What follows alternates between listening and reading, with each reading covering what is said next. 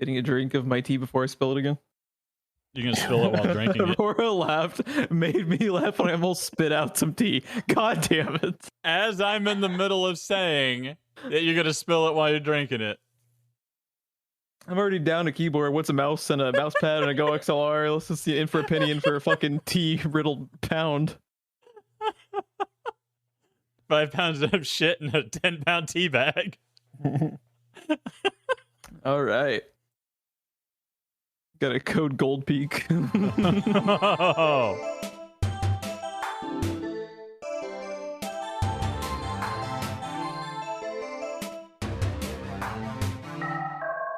Welcome back, everyone, once again to a new installment of Screenplay Rewind. I'm Geoff. I'm Ron.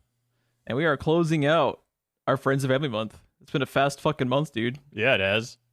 Let's do this a quick little recap. M. Night Shyamalan Ding Dong is just classic epic, The Last Airbender. And then we followed that up with Thumbelina, as you do. As always, yes. I'm surprised your first reaction wasn't, "Hi, you toots." I was in the middle of taking a drink. Because what podcast, month is not complete without not only M. Night Shyamalan Ding Dong, which is just fun to say, but also Gilbert Gottfried. And then we are included Bobby's selection of Tombstone, which is pretty dope. Pretty I think good. we both really liked Tombstone. I can't decide if Tombstone was my favorite or if Airbender, mainly because of you. I will always associate The Last Airbender with me being angry, and then I think that'll always just bring a smile to your face. And Bobby had told me the other night that he actually, because I think we might have asked him because of his massive movie collection, why he selected Tombstone, and he told me the other day, I don't know if he'd already talked to you about this, Tombstone is his dad's favorite movie. Oh, so really? he said he has seen Tombstone about 30 times and can just about recite it without having to watch it. So he loves him some Tombstone. Sometimes There you your favorite movie is Tombstone. Sometimes it's Avatar'd. Yeah. Sometimes it is. James Cameron. And then we are closing out Friends and Family Month. I feel like we should probably do these more often, but we do a year break between this year's and last year's. I feel like we should do this maybe twice a year or something. I don't know. We'll figure it out. We'll do it live. Fuck it. I was about to say it if you didn't. Yeah. We have a selection from my girlfriend Aurora of the 2015 live-action adaptation of Cinderella. And this is probably eventually going to just kind of turn into, I think, based on our prior discussions, kind of an analysis of this movie versus the classic animated film. And just kind of... Which is kind of the only real way to do one of these. Yeah. I'm just curious. How much truth in your opinion is there going to be with her sitting right behind you? Oh, I mean, she definitely does not have a gun pointed at the back of my head. That's not a thing that's happening. Yeah. She's got a couple of mice on standby, just ready to be turned into horses to trample me at any moment. Little sewing needles being brandished as swords. Yeah, no, actually, even before she had selected this, we actually watched this a few weeks ago before she selected this. And I actually really liked this movie ever before it had been selected for the podcast. So there you have it. All right, well, thanks for listening. Well, yeah, thanks for listening. Have a good night. I think we made the same joke last time. I think we make that same joke every time. It feels like it. I don't think this we do. podcast is just the same 2 or 3 jokes, a Dark Souls reference, a Lovecraft reference, a Family Guy reference, and then credits. And some Chemical X. Yes. And, oh wait, did we say Dark Souls? And don't forget Bloodborne. And now we got to figure out how to fold Elden Ring in. Yeah. So this didn't tarnish your opinion of the original? I was trying to figure out how to work tarnished into a pun, and you beat me to it. So congratulations, you and the podcast, sir, and everyone have a good night. Oh. No, but before we get into the actual review of 2015 Disney Cinderella, we got a question from the Bobby. All right. His subject line, one ring to rule them all. Not sure. No. Bobby, the Lord of the Rings month was like 6 months ago, but good try. A for effort. I actually love the absolute non sequitur, because when I first read the subject line, this is Bobby playing fucking 8-dimensional chess. I was like, did we miss a question for the Lord of the Rings episode? No. What is the first line in his email? Will Ron and never this is word for word what he wrote. Will Ron never watch Upgrade? And I said yes. And he said yes and yes. Because there's a follow-up. First of all, Ron, will you ever watch Upgrade, and have you watched Upgrade?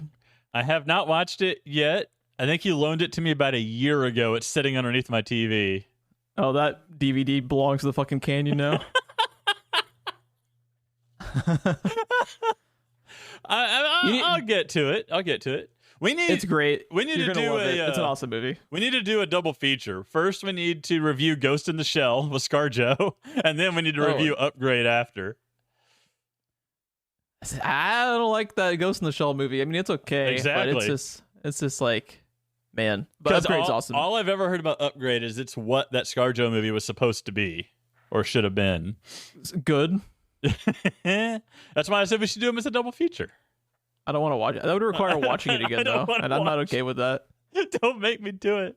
The upgrade of that movie is like not existing, dude. The upgrade of that movie is Upgrade? Yeah.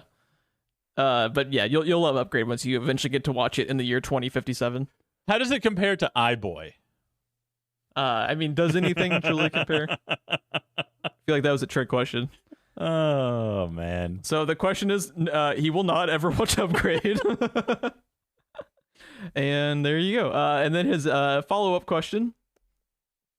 What film franchise would you like to be made into an anime?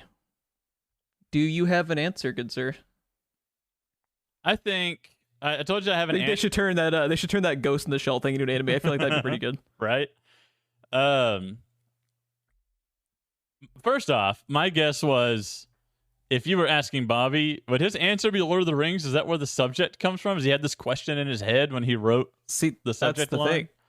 Bobby at all times is playing 8-dimensional chess. I don't know. The man is an enigma, okay? Wrapped the new in a Batman Bobby. movie with the Riddler should have just had Bobby. Bobby could outsmart Batman with his one ring to rule them all. Bobby Nigma. Yeah. No, so I didn't realize we had a question. I ran out to my Blu-ray shelf, and the one that leaped out at me, I told you I have an answer and a half.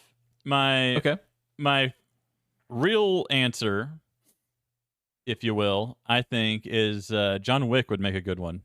That was mine, god damn it. Mine was used, and it's only about the Continental. It's just individual standalones of the Continental in an anime would be fucking awesome, dude. That'd be pretty sweet. Yeah, I was thinking John Wick. I figured you would go first, so my follow-up to that, which they've kind of done, but more for the children side, I think a full-on like Demon Slayer style anime for like Teenage Mutant Ninja Turtles. Interesting. I would watch that. Would be pretty sweet. I have an additional answer since you stole John Wick from me. All right. I would Cinderella. like to see standalone, individual, like different stories similar to what the movies were of Cloverfield as an anime. I think could be interesting if each one was like a standalone. It would be better. Even if it was like movies. Even if it was like anime feature length things of each one being, it's because you know how like 10 Cloverfield Lane is almost like a different genre from the first one. I love that movie. If you just 10 Cloverfield Lane is, we really got to cover those. There's our double feature. That's a much better double feature, and then we can just pretend Paradox didn't happen. I want to watch those movies. I love that Netflix had such little hope for Cloverfield Paradox that it was just like the only way we can make anyone watch this is if it's a surprise drop after the Super Bowl, and it worked. It got watched a bajillion fucking times because it's one of the most brilliant bits of like marketing and just like one of the most ingenious ways a movie has ever been released, and the movie sucks. So it is such a blue balls of a great idea. And you notice they've never done that again. I know. I want them to do it again. But now they just like Netflix is like they have a trailer out of like, here's a new mediocre movie every week. You're welcome. Oh yeah, we're also raising the prices because we spent $800 million acquiring the Cloverfield paradox 20 years ago. You fucking assholes. What I don't Seriously. get is the marketing strategy there was successful. Just because the movie sucked, it just means you picked the wrong movie. Exactly. The I don't understand why there good. isn't. They should have a surprise movie drop every year. Why, like after the Super Bowl, just fucking do it, and then no one knows what it's gonna be until the Super Bowl trailer hits. That'd be really cool. Yeah, It'd be amazing. And it's like almost like even if I wasn't interested in the movie concept itself, just like the draw of it being like an unknown thing at the last minute makes it interesting. right. Yeah. Seriously, why don't more people follow that model? I mean, come on, guys, come on. Did you answer your and a half? That was Did you Teenage have a- Mutant Ninja Turtles. Okay, I was your half one. Okay, Yep. gotcha. Yeah, I would watch all of those. As I things. said, You know what- they've kind of already done that on Nickelodeon, like Airbender style, like version of an anime with some of the more recent series. But yeah, like, keep the joy in it, but do it in the style of like Demon Slayer. I think would be pretty cool. you know, be another cool one. Just because I want to see more of it. The Losers as an anime would be really cool. Oh, dude, the Losers would be so good. That's in my short list too. Yeah, we need to cover that. It's a great because movie. everyone hates that movie, and I don't get it. And everyone is wrong. Incorrect. Hey, Ron, have you watched Upgrade yet? I have not. It's I've had it for the last Missed year, opportunity. and it is sitting just underneath my TV for the last year. Missed opportunity. Mm-hmm. Good fucking movie. I'm honestly surprised. I thought Bobby for sure was gonna pick that, but I get why he picked Tombstone, and I'm glad that he He told me at some point that he was going to if I didn't watch it. So you have like a standoff going because of Upgrade sitting on your shelf. That's pretty great. I'm Huckleberry. I'll be your Huckleberry. I got a gun for each of you. That movie's fucking awesome, dude. I kind of want to watch it again. I just want to. Can I have a GIF of Wyatt Earp balking that dude with a pistol just as my screensaver? just at all times. I just want that in my life. So good. It's so good. I kind of, because of that moment, I kind of want to start a YouTube channel where you just cut movies down to like the most memorable 5 minutes, but change all of the music and sound effects to Looney Tunes sound effects. Yeah. And I just want the anytime someone pulls out a giant mallet and hits someone on the head, I want that sound effect when he bonks the dude in the head. And I also, when you said that you wanted the idea of like, you know, the collage of the best 5-minute segment of any movie, and my brain went to M. Night's The Last Airbender, and it's just the credits. It's just not altered at all. Same It's music, just the credits. no It's additional the sound effects, just the credits. I take that back. The best 5 minutes of The Last Airbender is The Rock going across the screen at glacier pace for 5 minutes straight on a loop, because I would sit there and watch it for 5 minutes and just laugh and laugh and laugh because it is cinematic gold. All I can it's hear the best. right now in my head is he could have just thrown the rock. Yeah, I think I said in the episode like you can fucking throw a rock faster That's than what that. you said. Oh man. All I can hear in my head is that, and when I was like, and also, and you go, hold on, and then you just keep yelling. It was just a series of very angry one more thing. That's my favorite thing we've ever done. Shit, dude. Oh, yeah. We didn't think Dragon Ball Evolution could be topped. We were wrong. You got some joy out of Dragon Ball Evolution, though. I did. Shenlong. No. You can suck my Shenlong Dragon Ball Evolution. The fly. That was it Dragon Ball that had the random scene of Goku like goggling the chicken like the field of sunflowers for literally no reason. Was that from that movie? I think feel like so, it was from yeah. that movie. I think so, yeah. Man, what a masterpiece. Oh. Yeah. What Man. were we doing? I What forget. are we talking about? Cinderella. Have we started recording yet? Is this still? Are we always in the? Have we ever? That's the screenplay rewind paradox. Have we left the green room yet? Also, Cloverfield : Green Room. Someone write down Screenplay Rewind Paradox as a spin-off podcast. I need that title for later. Oh. I think Screenplay Rewind having any additional content is a paradox in and of itself that no one asked for. I don't even think Doctor Who could save us from that paradox, dude. I think we're just fucked. It's too much SPR in the world, dude. Let's talk about Cinderella, though. So what's your history with this? Because you had, when it was announced in the last episode, kind of like a mediocre kind of tone on your outlook on it. So I liked it better. Spoilers for What? the classic Cinderella, which literally everyone has seen. What? And the 2015 Cinderella. Which no one saw. Actually, it was, I believe, the most, at the time, most successful Kenneth Branagh film or something like that. Really? I believe that's what Wikipedia says. Yeah, it probably... I mean, the first Thor is good, but it was also just like such an unknown that I could see it not making very much. Well, I think... in the grand scheme of Marvel movies. Yeah, but I think worldwide, Cinderella made like 500 million or something. And no, Disney movies always crush worldwide. This one not so much, but it only made it was like, okay, so box office was 500 million and budget was 84 million. So that's what makes it the most successful Kenneth Branagh film. Gotcha. Is the ratio there. Was it 200 million in the US and Canada, 341 overseas. Yeah. Yeah. So like Disney movies, like that's probably like one of the mid-tier ones because they've had several cross $1 billion. You know, like did the Beauty and the Beast live action movie make a good amount? I'm assuming it did. It made a good amount. I don't remember what the numbers were. Okay. Oh yeah, the Beauty and the Beast live action, 1.2 billion. Okay, so it crossed the billion line. Fucking crushed it. The first Maleficent made 758 million. Alice in Wonderland, I remember just absolutely like crushing. Yeah, it made over 1 billion. Jesus. Jungle Book almost hit 1 billion, which is crazy to think about. Because like, you know, I know everyone says it's a good movie, but just the fact that the fucking Jungle Book almost made 1 billion, when I feel like that's one of the lesser popular of their catalog. Yeah, I do not care for the animated one at all, but I actually really like the live action one. Let's see, like Aurora was asking about if the live action Lion King, because that had such like a mediocre quote unquote live action. Yeah, the live action asterisk. Photorealistic Lion King.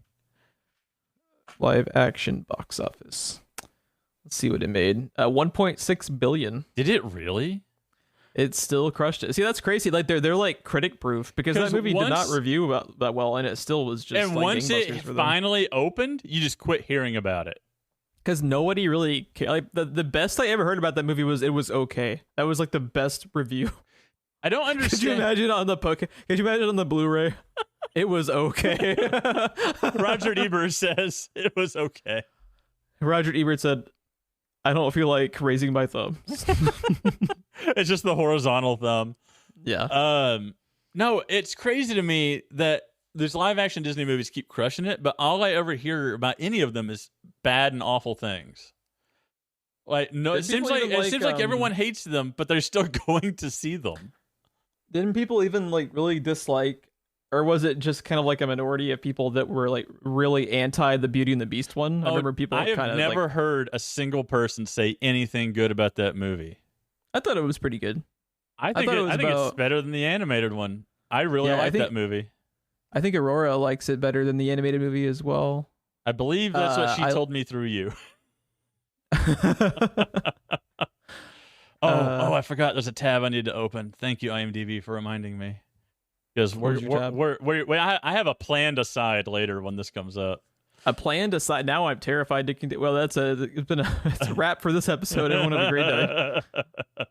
That's why I was telling you had to get your internet working when we were going to record the day because I really wanted to talk about something. It's like as soon as I get my internet working, I spill tea inside my keyboard and almost fry my entire setup. So there you go. At least it wasn't your router. Oh, dude, if I had dropped tea in that fucking modem, I would have cried and just walked away. Jesus. I think it's just my ISP. I think it's just because we're at an apartment complex and there's 1 billion people here using the same fucking internet. It's just fucked up sometimes because it's been randomly fine, even though I didn't really do anything ever since. So, well, now when that this episode sounds just great. when this recording just cuts off in the middle, you'll know why. No, But yeah, let's get into it. What were we gonna say? Sorry. All right, so I did not care for this movie at all the first time I saw it. Now Okay. I think it's just kind of meh. Interesting. I think you did the same thing as we talked about it. So we watched the animated movie and then watched the live action one. And I actually like the live action one better than the animated Cinderella. It's hard for me to say that I disagree because I do like the animated one better, but I'm still not a big fan of the animated one at the same time. It's nothing to do with the movie on the animated one because I think that movie is done well and it's animated gorgeously and everything, but just the story itself I don't really care about. But I don't know, there's a lot that bothered me about this movie. When we originally walked out of the theater when it came out in 2015, Christina was angry. Like it Really? Like it Why would it angered what made her react that way? Because to me it's the exact same story, but I understand they've removed like the mice, but to me this fixes so many like story problems. The animated movie is charming, but from like a story, like from the writing, is so like half-assed when it comes to like any of the characterizations. Like you want to talk about like one thing this live action one I think does infinitely better is the opening. With the way that the animated movie doesn't ever even show you her mom and only shows you like a still image of her dad. I'm fine with that. But which is really bizarre to me because if there's one thing Disney loves, it's traumatizing children by showing parents get killed.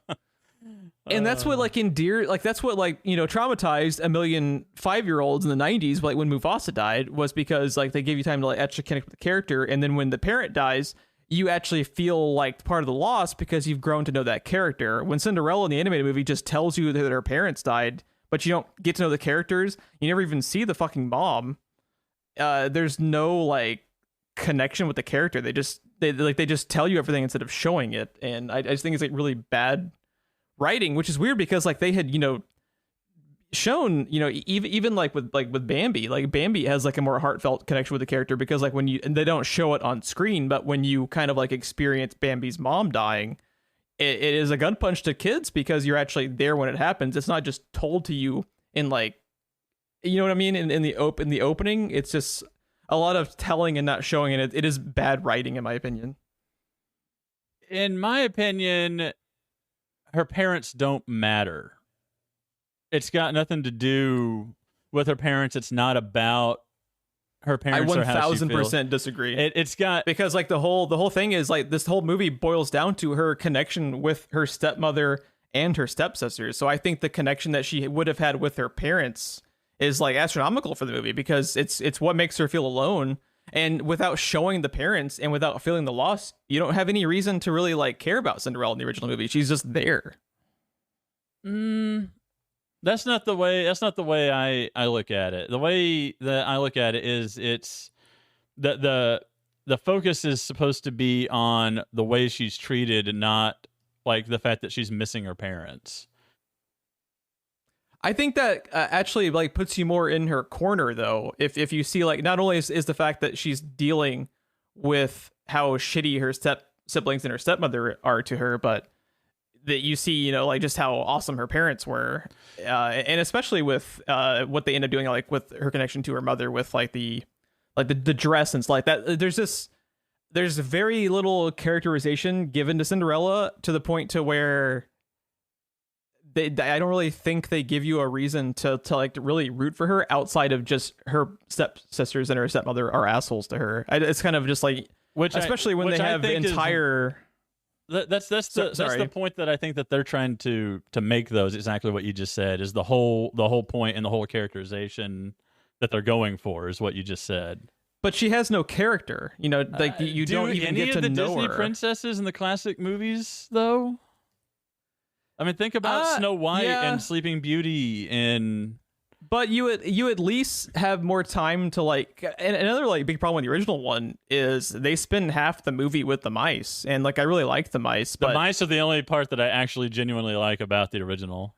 Yeah, and it's just really bizarre that they spend so much time with the mice, and they just never really develop. I think one of the things that really annoys me is the mice are my favorite part of the original, and there's a half measure in the remake because they give them the little chittering, and you can hear the speech inside the chittering, just like the way Cinderella hears it in the animated one, and that's as far as they go with it. If you're not going to give me the mice, don't give me the chittering that they do. I think it's kind of cool. It's almost like the exact same audio. Like their voices sound like identical to it. Which I wonder if they used the original. I don't know.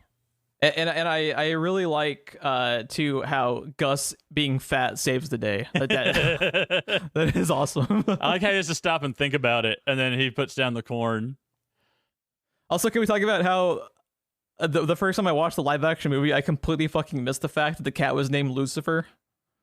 To the point where when they just blatantly call the cat Lucifer in the animated movie, I was like, what the fuck is the cat legitimately named Lucifer in this fucking Disney movie? Apparently, and it is, and that's kind of metal.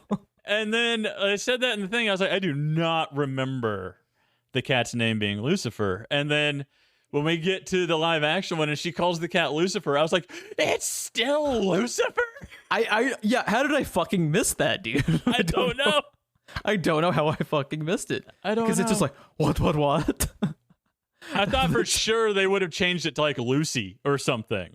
Right, yeah, because especially like, it's just insane. Like, first of all, that they were called Lucifer in the first place, but like they do some like metal shit in those classic Disney movies. Like Maleficent and Sleeping Beauty says like, hell. There's when Maleficent gets stabbed, I think there's blood. So there's some like metal shit, you know. It's green though, isn't it? If I recall. I think it might have actually been red. We'd have to fact check that. I wonder if it got changed later because I have a distinct memory of it being green. Okay, yeah, they might have done it. I could be wrong. It's been since I was a child since I've seen those movies. Because I'm not a big fan of classic Disney because of I think it's a generational thing. Because I mean, the original Cinderella, for instance, came out in 1950. Like at that point, animation was all about the spectacle of the animation. You know, and you're like, we're like trying to break down the story, which there isn't much of one there because that wasn't the point of going to see a Disney movie back then. You know, you went to look at the movie as much as watch it. So I watched them as a kid, and I had copies of them because my dad had a VCR. But they never really connected with me. Like the ones that connected with me are the ones, you know, that came up in the 90s, you know, like Aladdin. Yeah, it was just it's just generation. Yeah. But if you were someone from that time, you know, this would be especially when there was mind blowing. Especially that too, and even, you know, it's nowhere near what we have today as far as just how much content you can consume if you really want to. But even in the 90s, we had a lot more to pull from. Right. Back then, this was it. There's fucking nothing. Like, remember how many times like Wizard of Oz was seen at the theater because there was just fucking nothing else.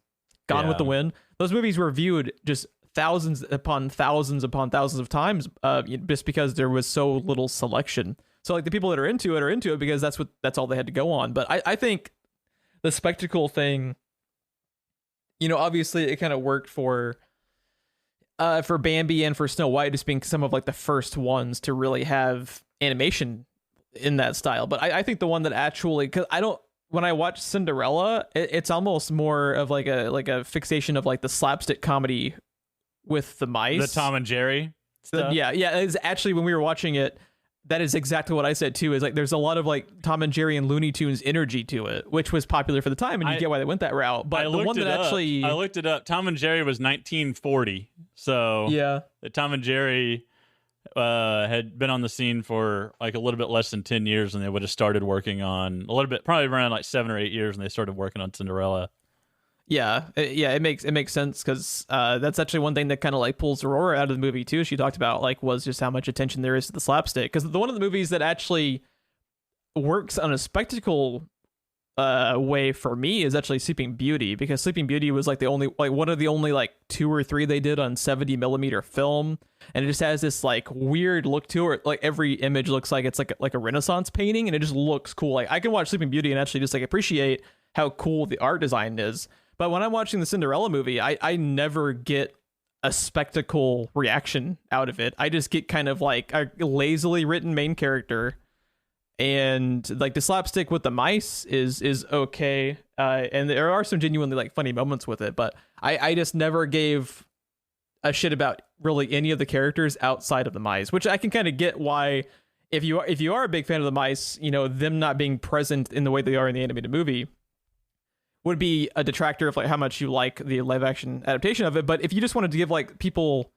the responsibility of adapting Cinderella and like elevating like the story aspects of it, like I think they actually do like a lot of great work with the writing as far as the opening being more involved. You see her, you know, grow up with her parents. You kind of like feel like I was talking about, you actually see the parents, you have a connection with them, you know, in the time that they're given in the beginning of the movie. And like especially with some of like you want to talk about like just like really lazy writing, so like almost the entirety of the plot is driven by the grandpa sorry, the prince's dad wanting to be a grandpa for literally no reason. And it's like, oh, okay, dude, okay, bud. The idea to make it where like the plot is driven by them wanting to marry him off for political gain is interesting, and like a natural like good reason for all of the plot to happen, because the shit just happens in that movie. Shit just happens. And I'm just like, man, this is really lazy writing. Yeah, I wonder how much of that just had to do with their animation in that original one is just so fluid. I just wonder how much of that is just due to time and having a limited ability to animate everything. One other thing that I really like what the live action one does is actually making the prince a character, and especially like we'll talk about the cast here in a minute, but I think Richard Madden is amazing in pretty much every like I think he has gone on to become the best discovery from Game of Thrones is Richard Madden, because like Richard Madden he made scenes in the Eternals watchable, man. Like, give him the Oscar right now. Like, because of the Eternals, I kind of want to see when eventually DC gets their head out of their ass. I want to see him as Superman, I think. He's fucking awesome. Yeah. Did you ever watch the Netflix show that got pretty popular there for a bit, starring him, called The Bodyguard? No. He's really good in that. It's like a little espionage thriller show. It kind of like Tom Clancy type vibes to it. It's really good. He's great in it. And I think he's great in this, and I think actually making him, because I was astounded going back to watch the animated one about how the prince literally says like 3 lines and that's it. He's in the movie for about 5 minutes and he only says about 3 lines. He's got like half of a song, half of a duet. Yeah, it's wild. He's a complete non-factor, and for him to be like such an important part of the plot, because like I think they ended up actually drawing a lot. His name is literally just Prince Charming. Like he has no name. Yeah, he is a non-character in that, which is insane. And I think they actually learned a lot when, at least from the prince's side, because when they would go on to make Sleeping Beauty, and a lot of these are fresh in my memory just because we've been watching a lot of these lately, but you know, you actually get time to know Philip a bit. And he's actually a character, and then I like that aspect, and I'm also just a nerd for Richard Madden, so like seeing him in this movie, I think he's great. Yeah, he's one of the best parts of the movie. Yeah, he's probably my favorite part of the movie. Let's do the breakdown though. So it was directed, I think we talked a little bit in the green room. I don't think we talked about how this was directed by Kenneth Branagh. People will know him. He's been and lately he's been doing a lot of acting and directing. People will remember him as the director of the first Thor film. He obviously has like his big background with Shakespearean plays, yeah. Both as I think both as a director and an actor. But lately, he has been probably the most recent big hit that he had was he was the director and main lead for Death on the Nile and Murder on the Orient Express. He's as Hercule Poirot. Poirot, yeah. And he's amazing in those. Yes, and I think he's so good. So good. Yeah, I've always really liked Kenneth Branagh, and you just want to talk about one of the most underappreciated aspects of the MCU is the man made Thor work. Yeah. Like, you know, we now rightfully so, we talk up a lot about how Jon Favreau like established like the tone, but you want to talk about not only like making Thor work, but how much like mileage they got out of the casting for Thor. You know, like Hiddleston, Yeah. Hemsworth.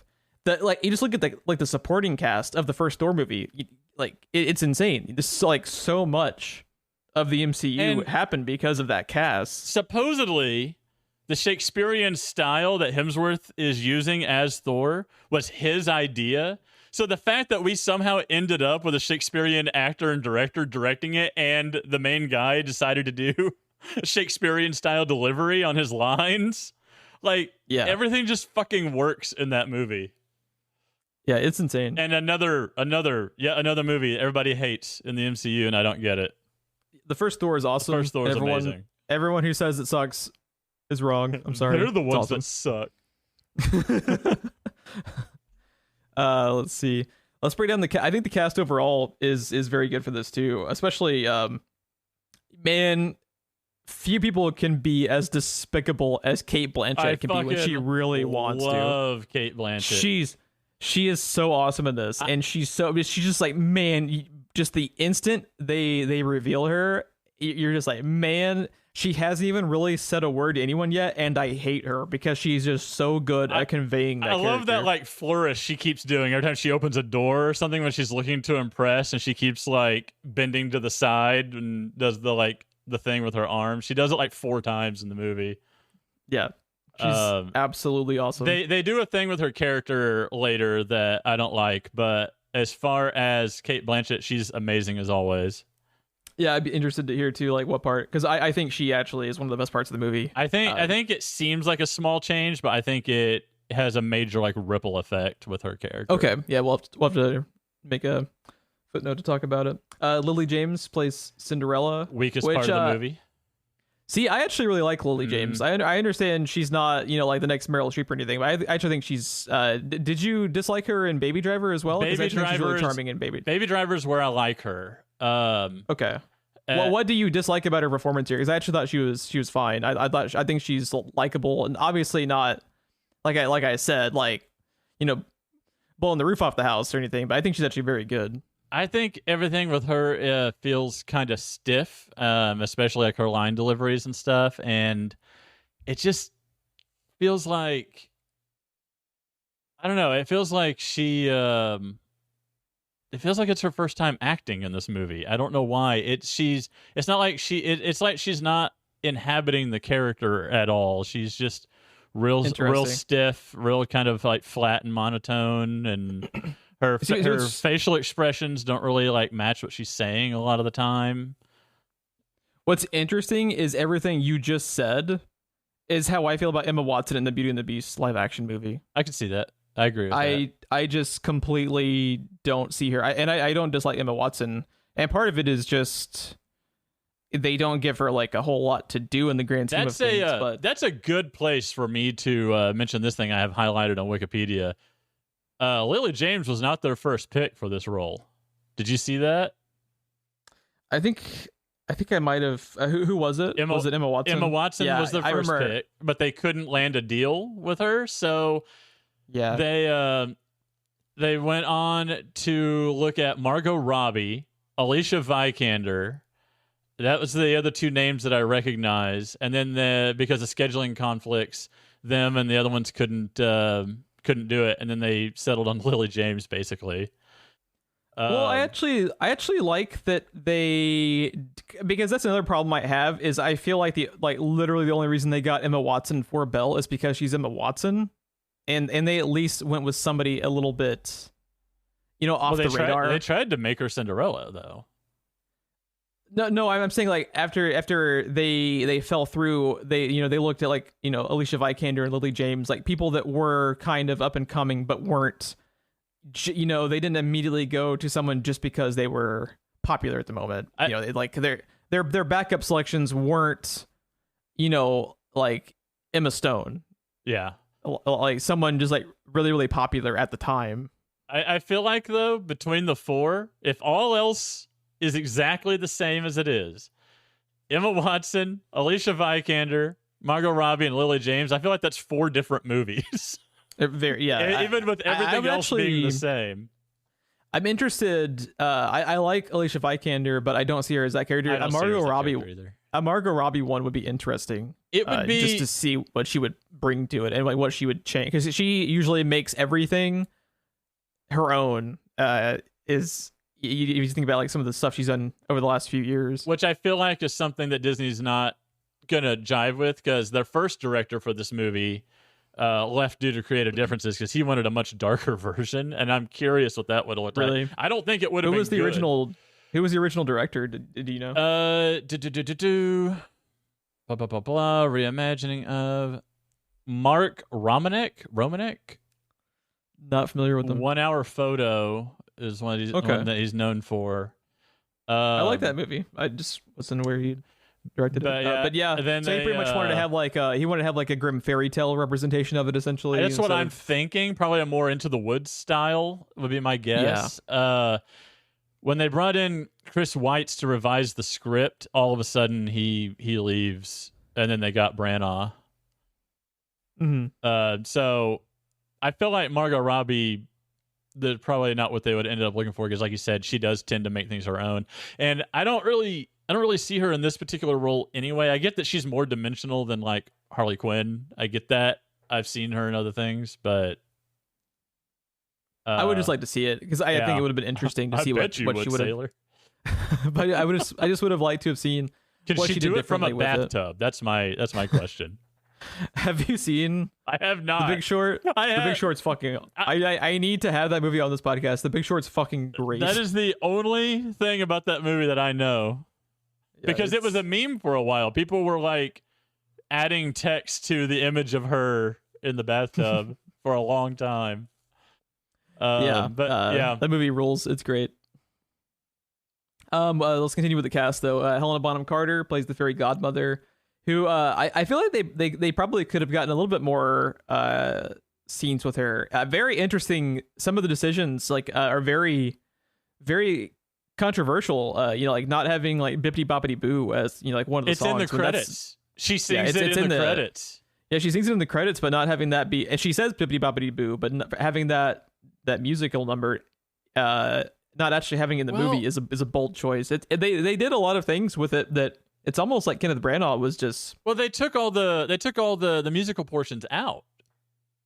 This one's not a musical, which struck me as odd, because all their animated stuff is a musical, and then they went back to it in Beauty and the Beast. They made it a full-on musical.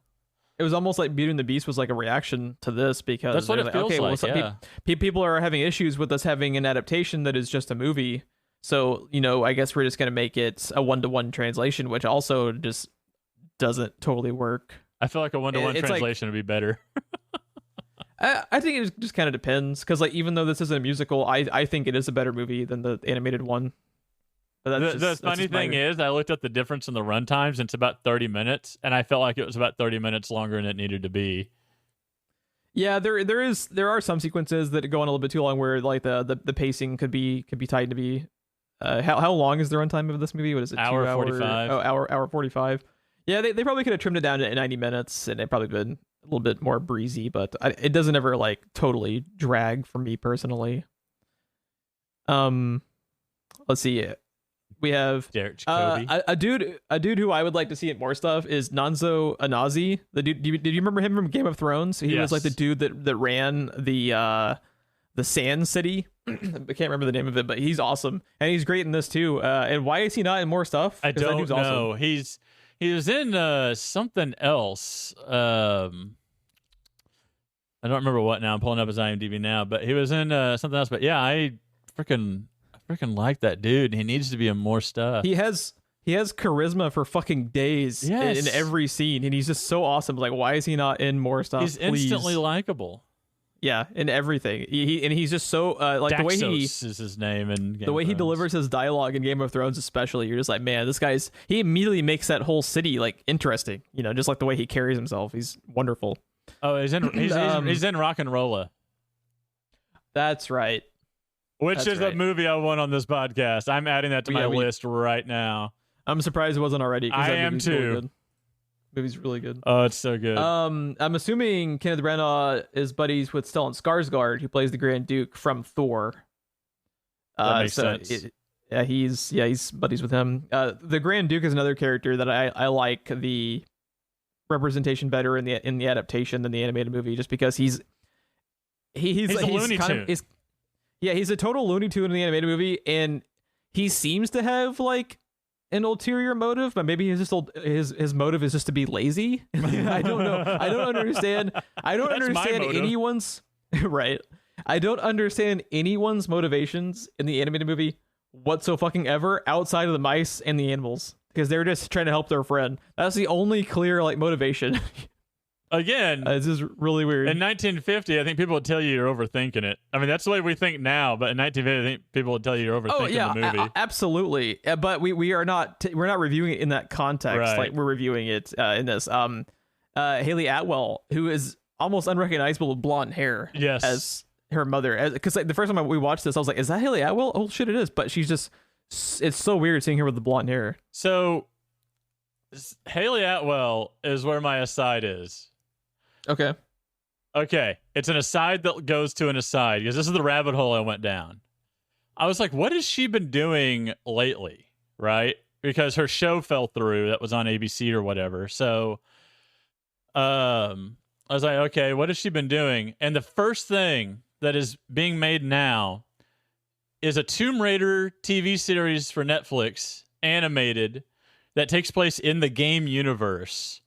And she's her voicing Lara. And she's Lara Croft. Mm-hmm. When I clicked on that, first off, Brona is voicing Brona. So nice. That's good. I hope they get the rest of the voice cast back if they bring other characters back. But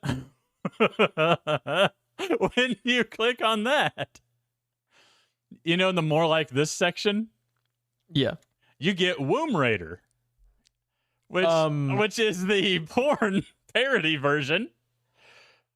And this podcast took a very dark turn. When a wealthy treasure hunter, Kara Loft, meets Kara Loft. Okay, well that's genius. Done, Kara Loft. Meets movie. Just give him best picture now. No. It's over. It gets better. It's over. When wealthy treasure hunter Kara Loft meets the reclusive art collector Dr. Scrotus. The sexy adventurer is thrust head-on into the greatest and most dangerous erotic adventure of her life in search for the 3 sacred wombs. No. I kind of have to see this. I think we know what Bobby's going to select for Friends and Family on next time. Could you imagine? Could you imagine? Also, if I ever make a lady character in Elden Ring, gotta be Kara Loft now. Gotta be Kara Loft. Dr. Scrotus. You can be Kara Loft. I'm gonna make Dr. Scrotus. Oh my god. Jesus Christ. Oh my god. I mean, I'm not surprised that exists. But Jesus Christ. It's so good. You should see the costuming. It's so ridiculous. She's basically just in lingerie and a duster. I'm afraid to type that into my phone. Oh my god. Jesus. Dr. Scrotus. It's the best thing I've ever read. I don't think we can top that. I think the podcast is over now. I think that's the best it's gonna get. Yeah. That's so good. Yeah. Did we mention Derek Jacobi as the king? I don't think so. I was just kind of going left to right. Yeah. Love that dude. Dude, Derek Jacobi. I need to seek out more of his stuff. He's doing less and less these days. He was born in 1938, so he's doing less and less these days. But I always fucking love him and everything that he's in. By the way, he looks pretty good for a dude born in 1938. Because if you would have told me I would not have guesstimated he was that old, based on the way I know this movie's like 7 years, old now, but still, It's pretty spry for what is he in his 80s now? And here's the thing. He'll do anything, and he's always putting out his best performance. Do you remember him in Doctor Who when he remembers that he's the master and then regenerates? Yeah. Dude, yeah. when he finally remembers that he's the master, like the way he shifts on a dime from lovable, eccentric grandpa to the worst villain the Doctor's probably ever faced. Like, he just pivots on his heels. Yeah, he's amazing. He's in Underworld. He's awesome. Who's he playing in that? Oh God, I forget his character name. Oh God, he's in the Borgias. He's perfect for that. Oh yeah, absolutely. In Underworld, he is like the first immortal. Like his family is like the first immortal, and his two sons, one gets bit by a wolf and one gets bit by a vampire bat, and that's the birth of lichens and vampires. It's a reaction with their immortal blood. Gotcha. And I guess, spoiler alert for Underworld, he lets her drink his blood, and then she becomes a daywalker. Mm. And she becomes more powerful, basically. She's stronger, she's faster, she can be in daylight. In Cinderella, how good are the scenes with Derek Jacobi and Richard Madden? Like so that's good. like, they're so good. Like they sell their relationship so well, and that scene with like one of the best shots in the movie is like when the king passes away and they just drift up to show the crown at the top of the bed. Is such a good shot and just such a great like cap for that scene. Like, man, they're amazing. The idea of adding the idea that he is dying being his motivation for wanting his son to be happy is pretty smart. And to have him have that thing where he starts off by wanting him to be, married off to the princess that's going to have the most political gain for their kingdom, but then him coming around to be like, fuck that, just be happy. It's really cool. I love that turn happens when he sees his son with her. The way his son is looking at her, that's when he changes his mind. Yeah. I cannot fucking find. It's driving me nuts. I cannot think of his name in Underworld. There we go. So that's the type of Corvinus. What was it? Okay, there you go. Yeah, that's the type of stuff that. And granted, I look at movies differently because I'm constantly like seeing how like the puzzle pieces fit together. Stuff like that. Having him be like close to death.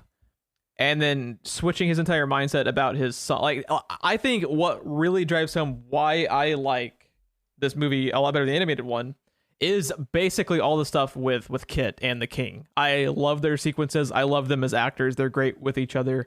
And it just adds like so much depth to it. Is Kit's like secret garden, creepy, weird, hidden sex dungeon, creepy garden, is that part of the original story? Because Christina was telling me that I don't remember which one now. She watches everything Cinderella related, like Cinderella story and all that stuff.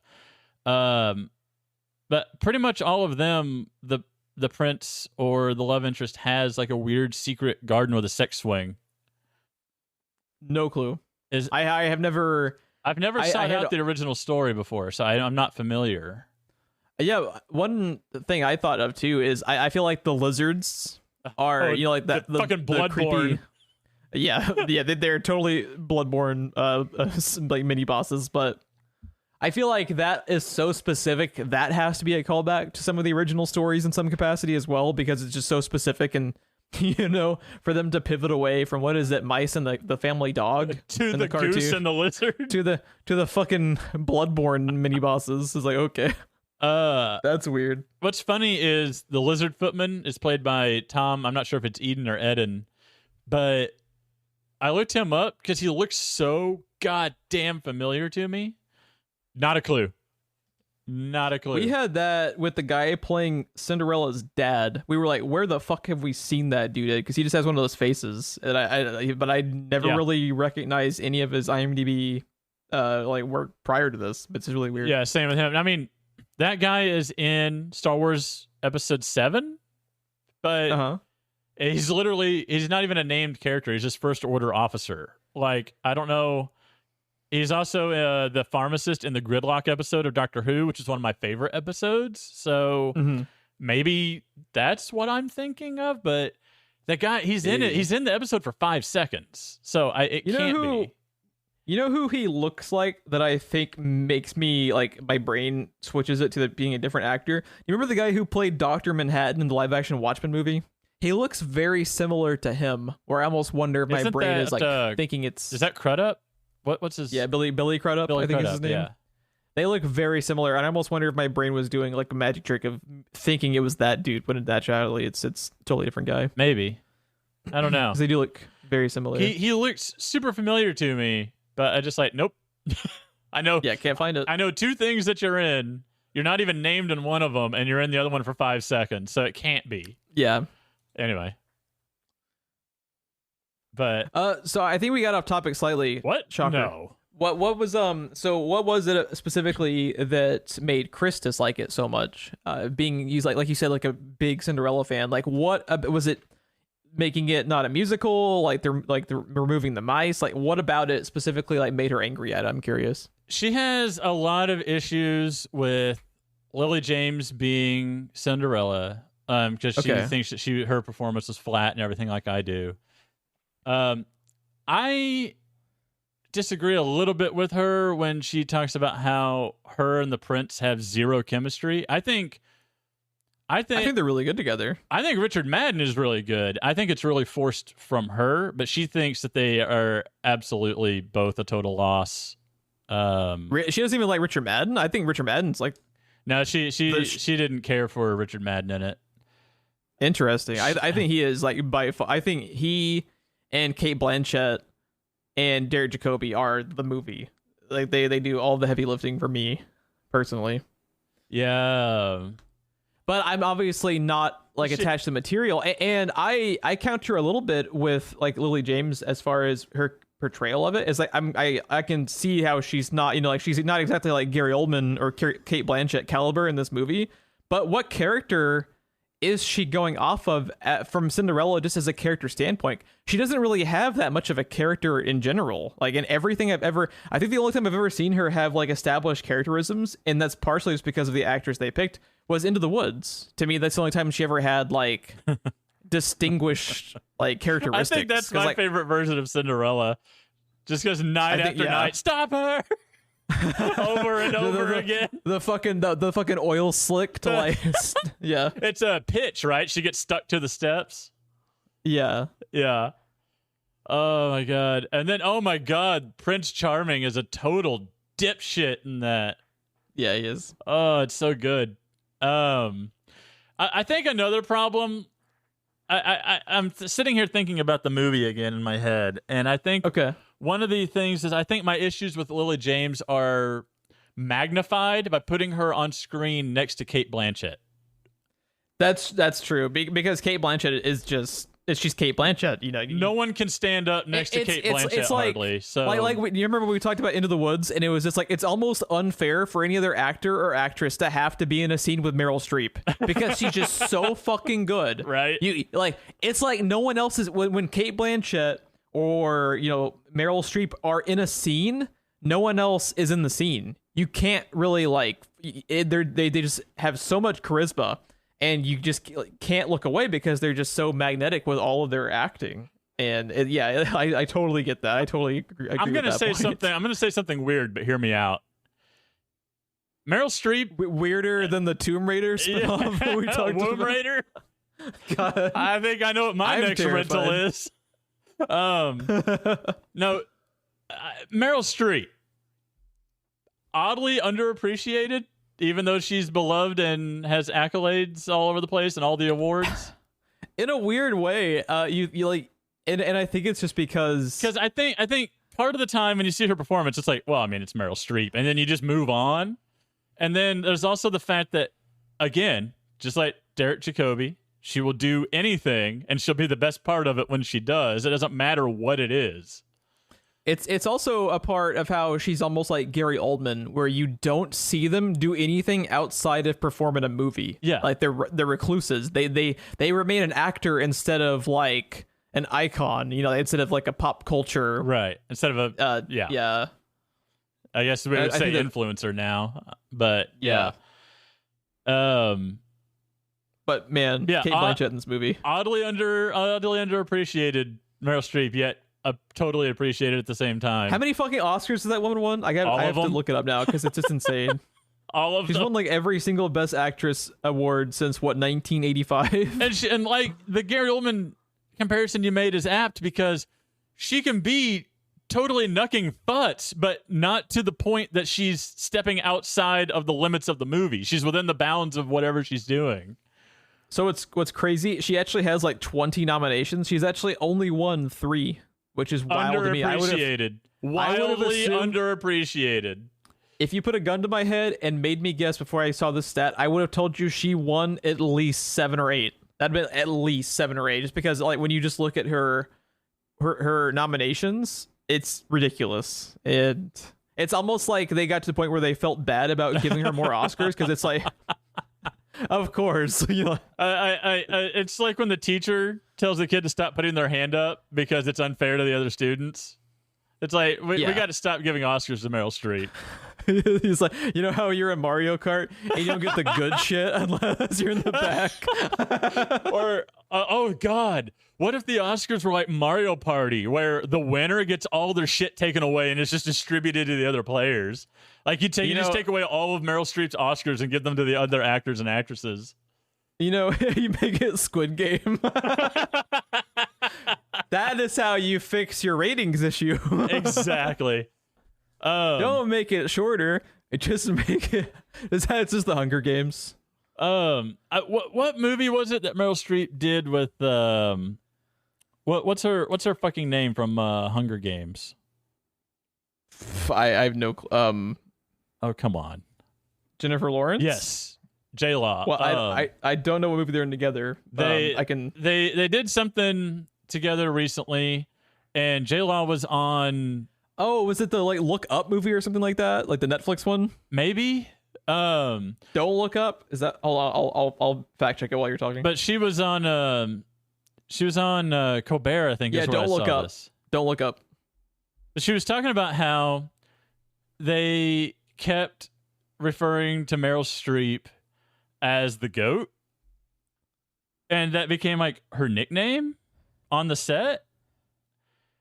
And they were going somewhere or to like some like maybe the wrap up party or something, and they basically were like all right, GOAT, let's go. And she's like, yeah, just lead this old goat wherever. And J-Lo was like, you realize that GOAT means greatest of all time, right? And she's like, no, I thought you were just because I was old, I'm the old goat. And I was like, Meryl Streep, I fucking love you. Like, she went with it. That's what she thought they were calling her, and she fucking like took it and went with it. Yeah. Another issue that Christina has. Now, I take an issue with this too, but I don't have the issue with it that she does. When she fucking takes the name Cinderella that they give her. It's very weird. It's very strange. It is very like. Why wouldn't she just say Ella at that moment? You know what I mean? I think I know what they were going for. I figured it out today. I think what they were going for, because there's a weird line in the narration from the fairy godmother that it stood out to me at the time, and I made a Spirited Away reference to it. That's the only reason I remember it. And it came back to me when I was thinking about why you would do that. Because to me, if her name is Cinderella, it would make sense that her parents call her Ella for short. So I didn't understand the point in changing it and then having her stepsisters give her the nickname Cinderella because of the cinders and the fire. And then her wanting to take that name made no sense to me. But there's a line in the narration that literally goes nowhere in the movie. It never comes up again. It never comes back. And it's in the moment when they give her that name. In the narration, Helena Bonham Carter says that names have power. And is that supposed to be her just like fucking taking control back from her stepsisters by taking the name? Is that what they're going for? Yeah, it's a little bit undeveloped. If that's the case, it's done poorly. Yeah, but I was just like, there's not a lot of context to it. There's got to be a reason they did that, right? Because they make a point. I almost wonder if it's maybe a thing that would just got fucked up with like the editing process of trimming it down. So this movie is an hour and 45 minutes long.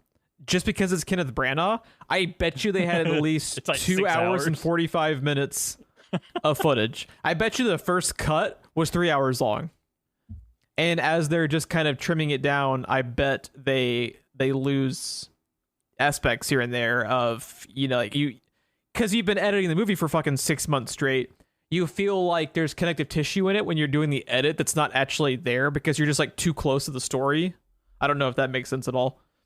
But yeah, I agree. It's a little bit weird. They should have developed it more. It doesn't like fully take me out of the movie. No, it doesn't take me out of the movie. I do like when it happened. I did kind of find it odd that, and I get what you mean. Like she must be doing it, but the fact that they don't really go into that is interesting. And I feel like there probably was more about it. That has to be where that line in that narration's going, right? Because that even stands out to me as strange when they say that, because that's not what this movie is. That's not what the story is about.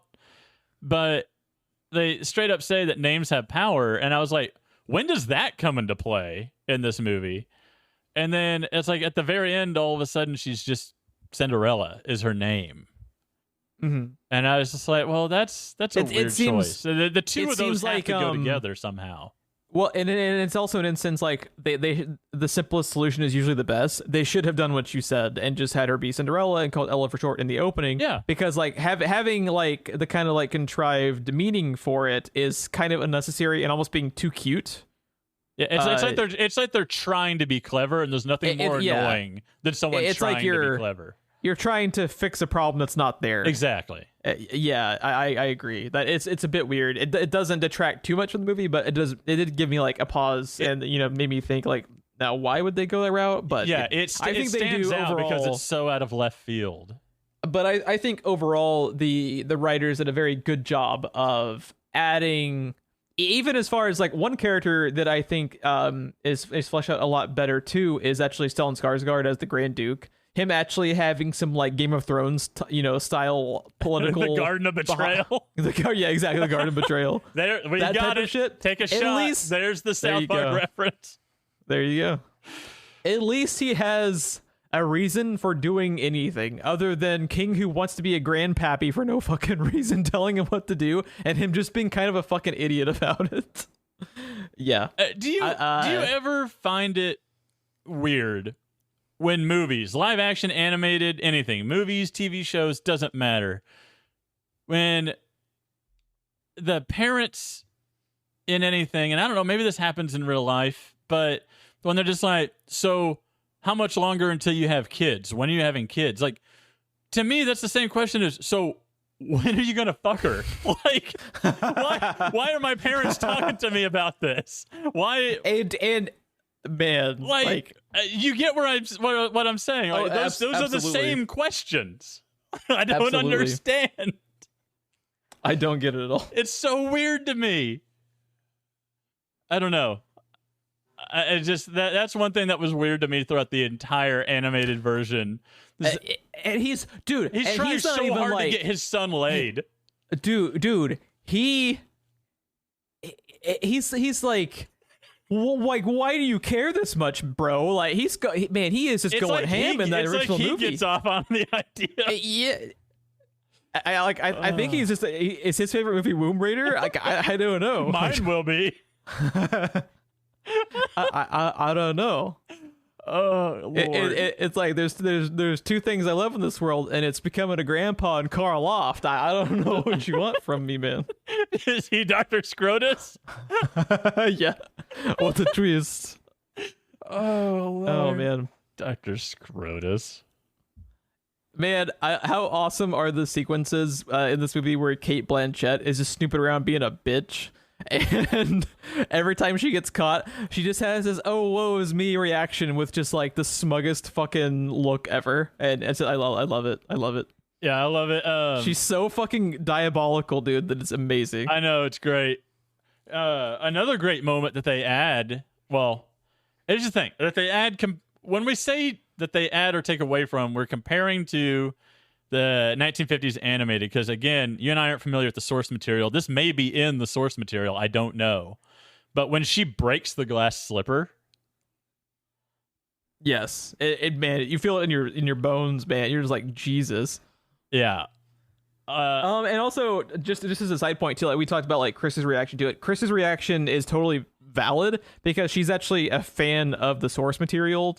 You know, she actually has like a stake in Cinderella where you and I don't. Yeah. So we're just kind of, we evaluate it totally different. You know, it's like, what if someone was, you know, like what and get ready to take a shot. If someone non-familiar with the games was watching like a Dark Souls TV show or something, you know, when you just have no context and you have no stake in it, you look at it completely different from someone who was like going in ready, you know, like with you and Aragon, where you're going in looking for shit to get mad about almost. And Tom Mix wept. And you just got to think about it from that angle. I could totally see going into this movie, and it is so different from what people have come to assume and like feel what Cinderella should be, that it is different. But it's also like, to me as someone who's not a fan, I find it interesting that he, like Kenneth Branagh, was ballsy enough to not have Bippity Boppity Boo, to not have the mice talk. Like there's a lot of interesting choices that are specifically, and they had to know going in, are going to alienate some of their audience. Is interesting to think about, because this is Disney. Like that's not like Disney is like, how do we pander to everyone as much as humanly fucking possible? Right. Yeah. So it's one of those things where I don't think this is like the greatest movie ever. This is actually one of the live action movies I like the best. I don't really outright love any of them, but I like this one quite a bit. It's probably between Jeff. the ones that I've seen. It's probably between this and the first Maleficent are the ones I actually like the best. This is a totally safe space. It's okay. You can admit that you like the Aladdin movie. It's fine. I have not seen it. Actually. No, it's a safe place. You can admit it. You can say it out loud. I have actually not seen it, but we'll get there. We'll get there when you're ready to talk about Aladdin. Did you actually like the live action Aladdin? I forget if you liked it or not. It can suck my shin long. Really? I didn't realize you hated it that much. You don't remember me and Aurora disagreeing about this through you during PUBG?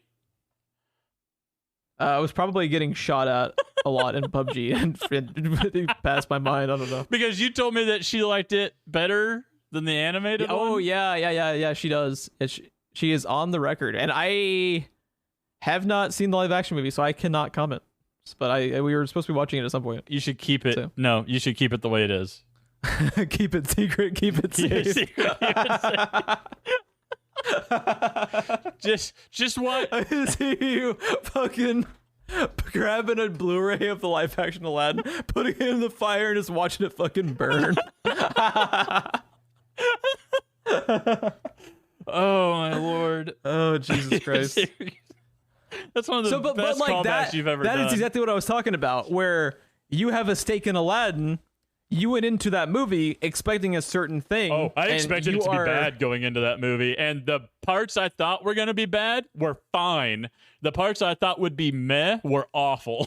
Yeah, like didn't you say, well, I was instantly turned off from that movie from who they casted as Jafar. I was like, you can go fuck yourself. That's man, the part that I thought was going to be meh at worst, hopefully. But no, the worst part of that movie. It's even worse than the trailers presented to be? Oh, yes.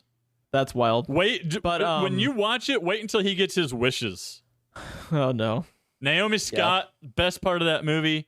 Will Smith, not a good fit for the character, but he does pretty good with it. He makes it his own. I can respect that. He stands apart from Robin Williams rather than trying to do or recreate what Robin Williams did. Like, for the love of God, don't do an impression of that, because that would just be terrible. You know how they got Robin Williams for it? Because he's Robin Williams? Will Smith couldn't be more Will Smith as Genie. Like, he's the Will Smith you know from the 90s when, like, Men in Black and Independence Day Will Smith. So I did have a side note too. Back to the actual movie we're talking about. the side note is the movie we're here to talk about. But Aurora had a point that she believes there's a bit of Cinderella's personality here that's actually from the musical and from like the stage productions, which is stuff that I'm not familiar with either. So I can't say like my opinion, but it is interesting how they're like, when we think of Cinderella just as like general moviegoers, our brain goes to the animated movie, but there's a lot more to it than that. There's different interpretations. You have legitimate musicals, you have actual stage productions that are not musicals, you have the animated movie, you have the fucking Grimm's fairy tale where they fucking cut off their feet or parts of their feet. That's Into the Woods, remember? Yeah, like I looked it up too. They like in the Grimm fairy tale, like one of them cuts off not only their heel, but the other one cuts off their fucking toes, dude. Like that's the one that's in Into the Woods. Yeah. Or wasn't it Into the Woods? Did one of them cut off their toes, or was it both of them cut off their heels? I can't remember because it's been a while since we watched it. But they do that whole thing. They don't really show it, but they show the stepmother, well, I guess their mother, pulling out the knife. Yeah. Yeah. And then I think they're like limping later as they're watching people like ride away with the glass slipper. I like the fact that Richard Madden was in the entourage for the Grand Duke. Right. I like that. That was cool. Yeah, it's pretty great. He didn't trust him. And again, Gus being fat, saving the day. It's pretty great. Are you Jack and I'm Gus? Is that the way this works? I think that's how it's gonna be. Anytime you and me play PUBG, that's how I feel it is. I feel like from the animated version, you're Jack, just saving my ass constantly as my fat ass is just wandering around like, ooh, piece of candy. Ooh, piece of candy. And there's few character motivations I respect more than Gus having an opportunity to save the day or eat a piece of cheese, and he has a moment of hesitation. It was like, I respect you, dude. Like, you do you, bud. It was a real character moment for Gus. It was, yeah. That's a real fucking Sophie's choice. It's real fucking Sophie's choice at the end. Cheese or save the day. Here's an instance of where I think they actually elevate a little bit as far as like whatever you want to say about the performance. But I think it's really cool how towards the ending of the movie they give Cinderella a little bit more agency in the overall movie than what she has in the animated one, where she has the opportunity to go and, be with Kit as long as she agrees for Kate Blanchett to run things behind the scenes in the Garden of Betrayal. But tells her to go fuck off, and she would rather like live as a peasant locked away in the tower than do that. That's pretty cool. That's more agency than she has like in the entirety of the original fucking animated movie, which is it's a cool moment to me. Yeah. That I think Aurora had pointed out, where it's cool because that was a big problem with those classics those classic Disney movies is that like the lead characters often have no agency in like their own third acts. So I thought that was like a good writing tweak to this overall story to make her be like more decisive and have more to do within the plot instead of just almost being like a supporting character in their own fucking movie. Right. That part's cool. Did you have any other? I know you talked about a few other parts earlier that you were wanting to talk about. Have you gotten everything that you had been looking to talk about? Yeah, outside of the stepmother stuff, I've covered all my notes on that. The stepmother, the first issue that I kind of take, I know it seems like a small thing, but I feel like for the character it's not, is when she is the first one to rip the dress. Yeah. That is a change that I think has more ramifications than it seems, because in the animated version, when she goads her daughters into doing it rather than getting her own hands dirty, is when the moment you realize that in a way her daughters are a victim as well. Interesting. I hadn't thought about that, but it's an interesting take on it. To have her be the first one to rip it just makes her seem more petty than what's the word I'm looking for? Oh God, I had it and I lost it. But the archetype of a villain that kind of just kind of like the Moriarty type that does everything from the shadows. They're never seen. they're almost like a specter. Yeah, I know what you mean. I'm just blanking on the term too. Yeah, if I hadn't asked you, you could probably thought of it. But yeah, Puppet Master, like man behind the curtain type of thing. Exactly. That to have her be the first one to rip it just kind of makes her as petty as her daughters are to me. As opposed to it making you realize that no, she's this awful to everyone, just in different ways. Because in a way, her daughters in the animated one are almost as much a victim of the stepmother as anyone else is. Well, and it's through her bad parenting, because they're just spoiled rotten and they're just awful. But even to using them as a means to an end, right? She doesn't want Cinderella to go to the ball because she doesn't. There's then the off chance Cinderella is the one chosen to marry the prince. So instead of doing anything on her own with her own hands to get her to stay, she gets her daughters to do it.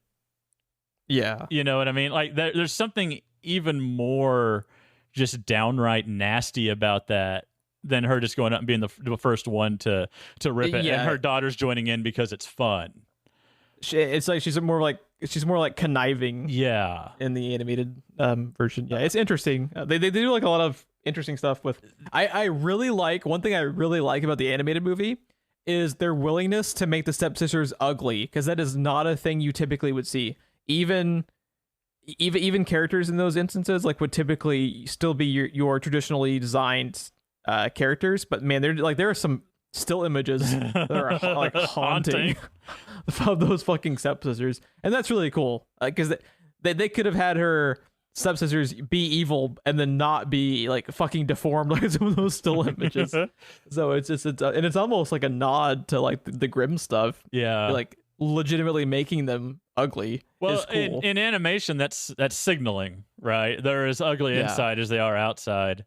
Mm-hmm. The other thing that they changed about the stepmother is it's another thing that feels like it's kind of half baked, like the names have power moment to me. I feel like they tried to do a thing and then either didn't just do it correctly, or it got edited out mostly, or something happened with it. But it's like they tried to make her redeemable, or in some small way, giving the stepmother. Yeah, talking more about her backstory, and then the whole "I forgive you" thing. Like the whole point of the stepmother is that she is Satan in the original one. She's an irredeemable character. She's a monster. Yeah.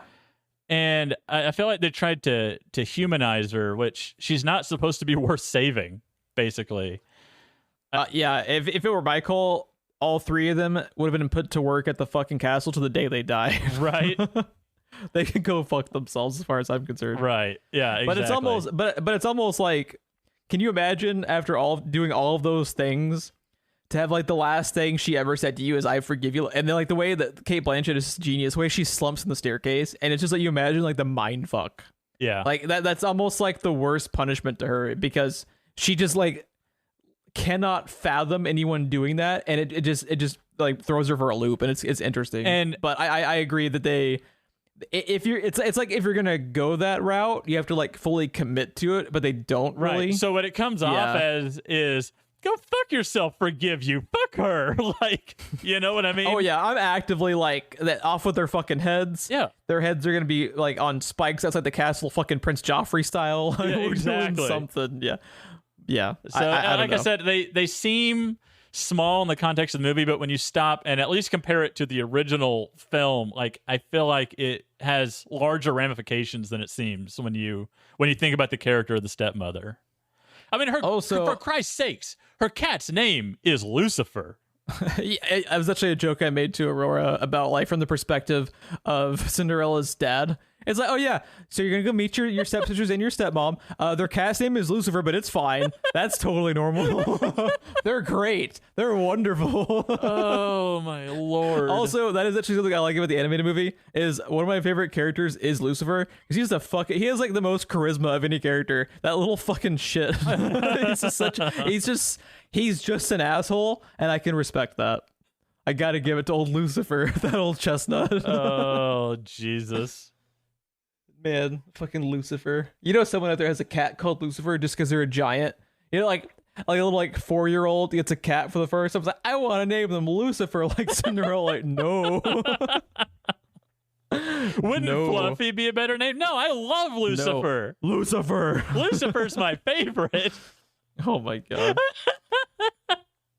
But yeah, I think that's about everything I had to talk about on it. I know you're more more critical of it. I genuinely like it. I think the only one of the adaptations I might like better is I think they do a lot of interesting, not as much with the second one, but I actually liked the first Maleficent movie. Have you watched the first Maleficent? I have not.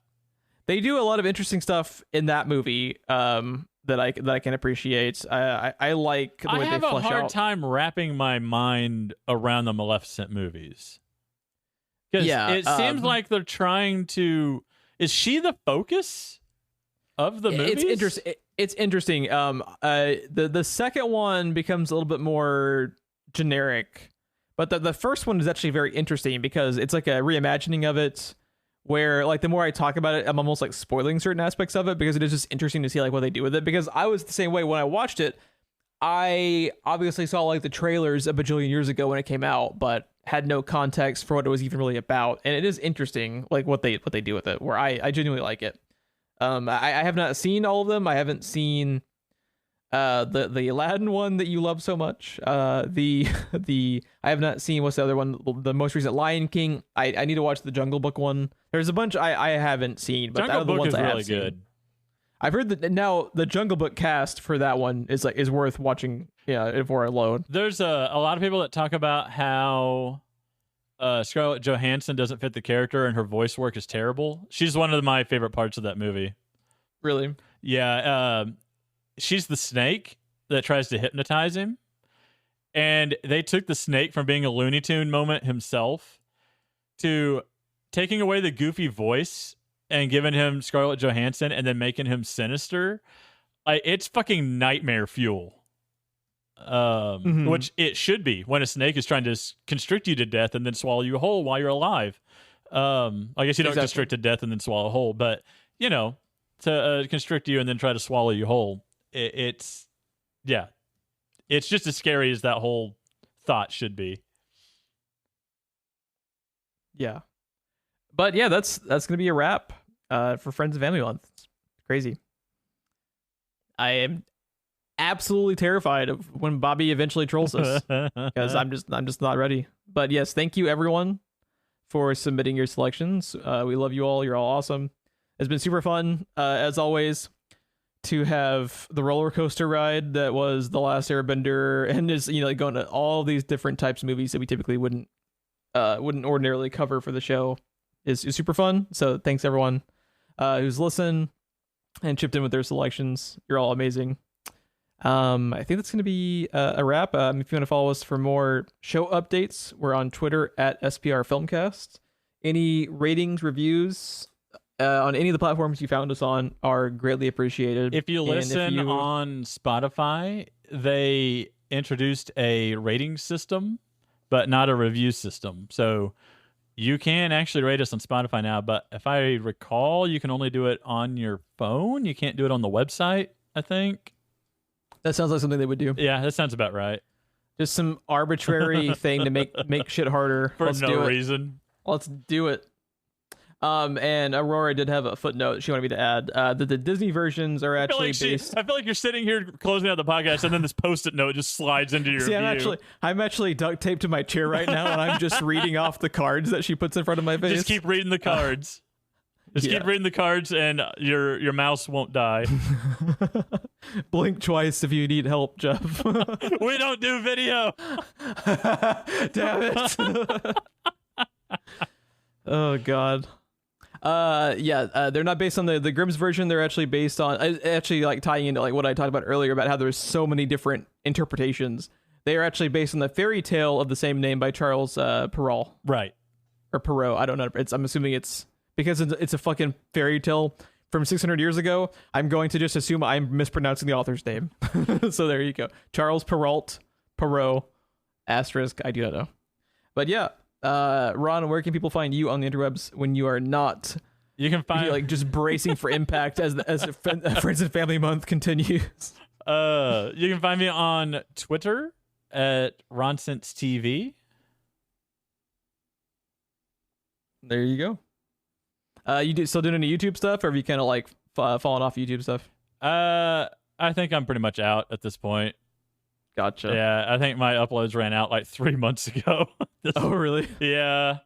I don't know. I just got burned out. I might return to it at some point. I just kind of burn myself out when I kind of recover from the streaming everything all the time and the running of like 4 different games at once. I'll probably just return to YouTube with like a simpler, like one game at a time till it's done. I think we'd even model. talked about like maybe doing like a stream here and there, just for fun. When streaming is more of like an impromptu thing for fun, I think it's more entertaining than right, because you have to stick to a schedule, but just having a schedule period makes it feel like a job almost. Exactly. So it just kind of sucks. Yep. But I think the next selection is mine because we actually have to pick the show now. That's fucking weird. Yeah, isn't it strange? We've only picked like 40 of the 50 episodes we've done, but it's weird when we rotate back to the original method. But Christina asked me whose pick was next, and I had to think about it. I was like, I think I did the last one. You did. So before we started the Friends and Family Month, the most recent selection by one of us was you with Deadpool. So I am next up, and my selection for the next episode is going to be The Man from U.N.C.L.E. Oh, speaking of Alicia Vikander. That I have been wanting any excuse to rewatch for quite some time because The Man from U.N.C.L.E. is fucking awesome. Yes, it is. Not enough love for that movie. Love it. One of the most just criminally underrated movies the last like 10 years to me. Man from U.N.C.L.E. Fucking awesome. Gonna be really unfortunate to talk about because one of the cast members has gone completely insane and eats people. It turns out. Yeah, as you do. As you do. Like, when like the Twitter homepage is your story and you sound like a grim fairy tale. Not ideal. Sunday afternoon developments on the Twitter sphere. Yeah, I don't know how that sequel's gonna work out now. But man, what a great movie! Oh, so what good. A great movie. Yeah, we'll talk about that in a couple of weeks. So be sure to check that out. Imagine that version of Batman, because Armie Hammer was going to be Batman at one point. Imagine Batman that eats his victims. It's like, man, you thought Batman was hardcore in Zack Snyder's Batman v Superman: Dawn of Justice when he ran them over with his car. You ain't seen nothing yet. Dude, he's not Batman, he's Man-Bat. He's Man-Bat. He's Man-Bat. Subway, eat flesh. Let's go. That's it. We have to leave. We can't top eat flesh. We gotta go. I'm just exit stage left at this point. Is that what happened with Jared to get replaced by Armie Hammer as the new spokesman? Have a good night, everyone. We need a horror-related only podcast just so we can use the name Eat Flesh. Or at least make it the tagline. Oh, God. Oh, Jesus. I just see it now in the Subway font and the colors and everything. Oh. The arrow on the end of the Subway has a little, like, bite taken out of it. Oh, God. This is genius. Oh. Have a good night, everybody.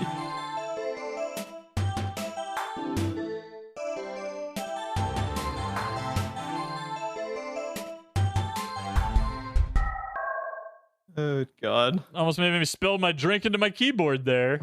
Dude, I think my keyboard's actually, like, gonna die. Because, like, 2 minutes ago, my RGB only lit up for one of the rows of keys. Oh, no. I was like, no, buddy.